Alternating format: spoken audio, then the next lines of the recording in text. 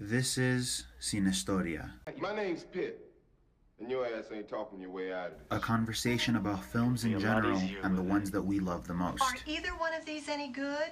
I don't watch movies. One person at a time.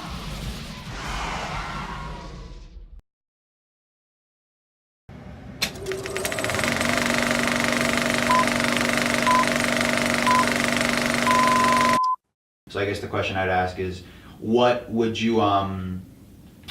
would you say has has influenced you really, like a lot? Like what are some that you hold close to yourself? Mm-hmm. There are quite a few, obviously, and in different genres, but I can think of a couple. One of my all-time favorite series in general of movies is the Batman series by Christopher Nolan.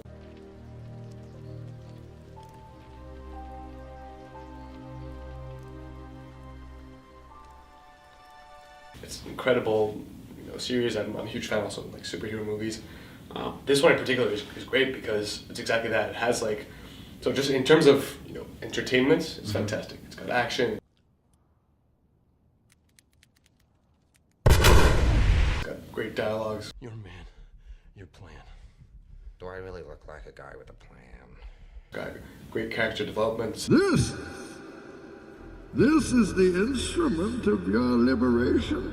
Cinematography is beautiful.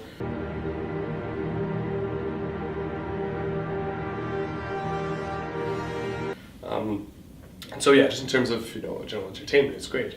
In terms of also impact and what you get out of it, I think it's very interesting because it's I don't know, to me I feel like it's conveying the message of something that we always thought was childish, superhero stuff like that. Kind of general moralities about life, being courageous, or all these qualities. Remember, with great power comes great responsibility. That we would always think of being children's tales or stuff like that, and it depicts it in a completely different light where I think people for all ages can connect, and depending on I watched the first few ones when I was 15 years old, and then kind of the last one came on when I was a little older, and again when I watched them again, there's all these different layers of the film that you can connect to depending on your age, depending on what stage in your life you are, and I think it's very interesting because it does show these values and all sorts of these general values in life in a light that's a lot more serious, should I say, than a typical superhero movie.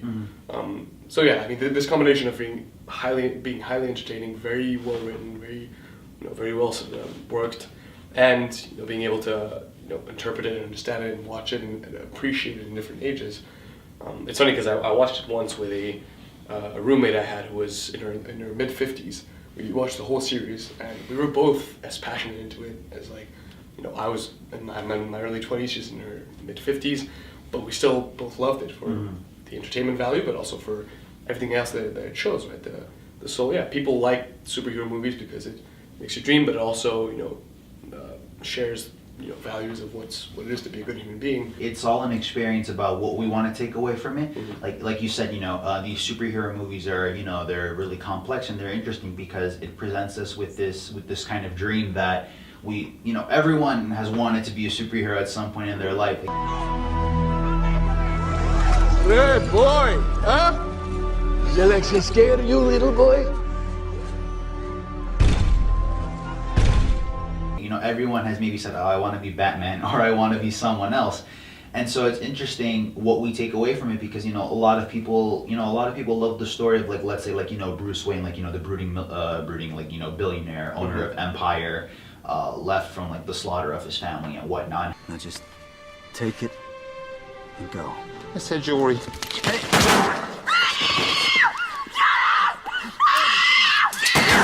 He became something. He didn't just, let's say, he was well off already, but he became something better. He worked himself up. Or people are more so interested in in the story of Batman.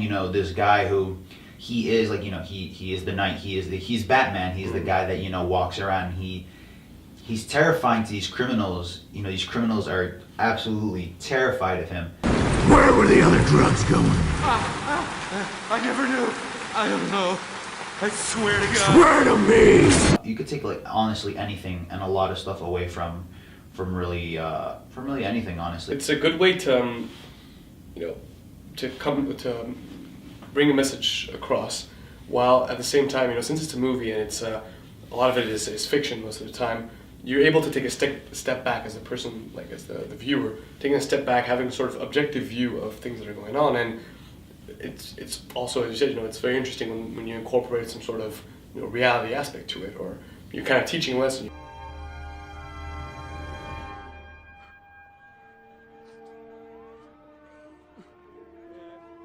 Kind of showing things about the real world that we wouldn't have noticed because we're living into it and we can't take a step back and be objective about it. Mm-hmm. Movies give you this opportunity of removing yourself from it, because you know that it's it's fiction.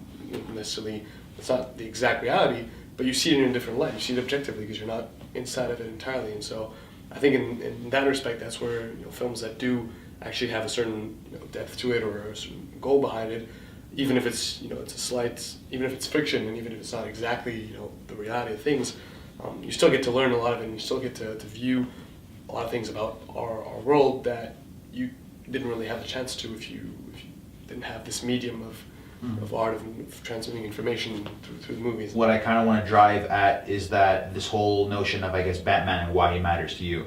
Because you had mentioned how, you watched the Nolan movies and you also watched the cartoons and the other stuff, when you were younger.